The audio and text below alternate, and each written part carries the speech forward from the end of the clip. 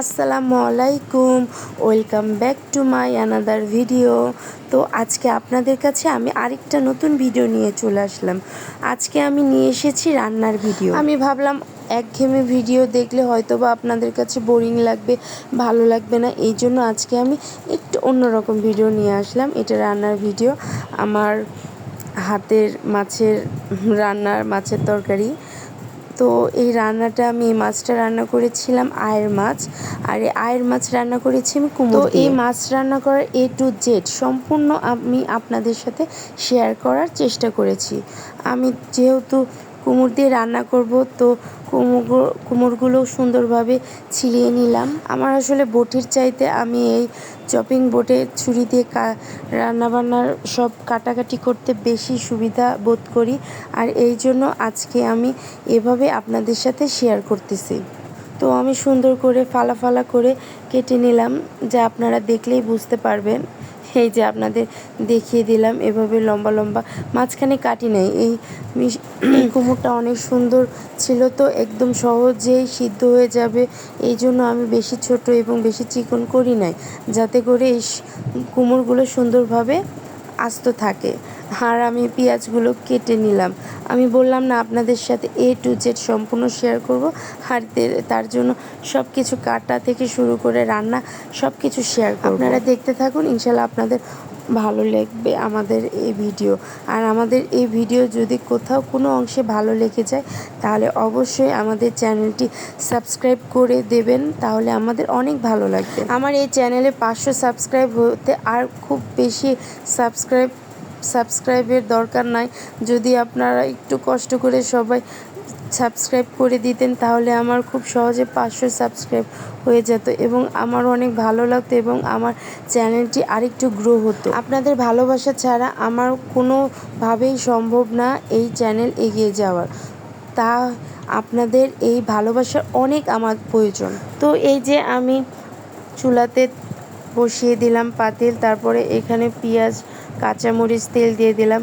আসলে আমি তেলটা একটু কম খাওয়ার চেষ্টা করি, তারপরে কেন জানি না বেশি হয়, তবুও চেষ্টা করি যাতে একটু কমই লাগে, কারণ তেলটা আসলে কারোর জন্যেই ভালো না।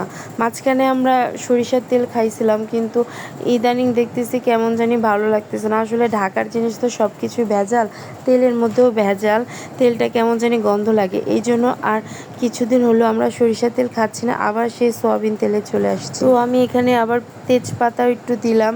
জানি না অনেকে হয়তো বা তেজপাতা দেয় না, কিন্তু আমি দিই। আমার তেজপাতার সেন্টটা আমার ভালোই লাগে, খারাপ না। কিন্তু আমার হাজব্যান্ড এই তেজপাতা পছন্দ করে না, ওর যদি প্লেটে এই তেজপাতা যায় তাহলে ও খুব বিরক্ত বোধ করে। আর জানি না কেন জানি এই তেজপাতা শুধু ওর ভাগ্যেই যায়, তার জন্য আমি রান্না শেষে তেজপাতাটা ফেলে দিই, তেজপাতাটা আর তরকারির মধ্যে রাখি না। তো এই যে মাছটা আমি দিয়ে দিলাম। আমি কিন্তু কোনো মশলা টশলা কষাই নেই, এই রান্নাটা হয়তো বা সবার কাছে একটু অন্যরকম লাগবে।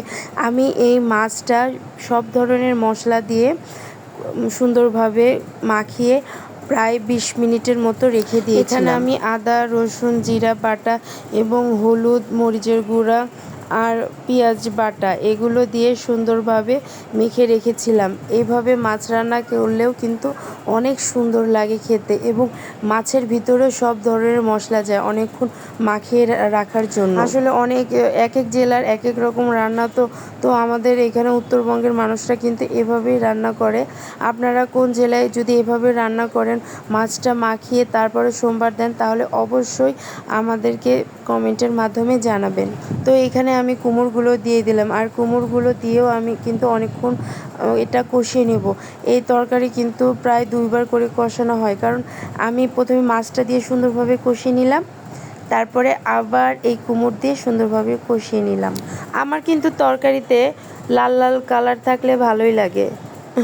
আপনাদের কেমন কি কালার ভালো লাগে তরকারিতে বলবেন তো। অনেকে আবার হলুদ কালারও পছন্দ করে, কিন্তু আমার কেন জানি মনে হয় তরকারিটা লাল লাল থাকবে, দেখতে একদম আকর্ষণ লাগবে, খেতেও মজা লাগবে।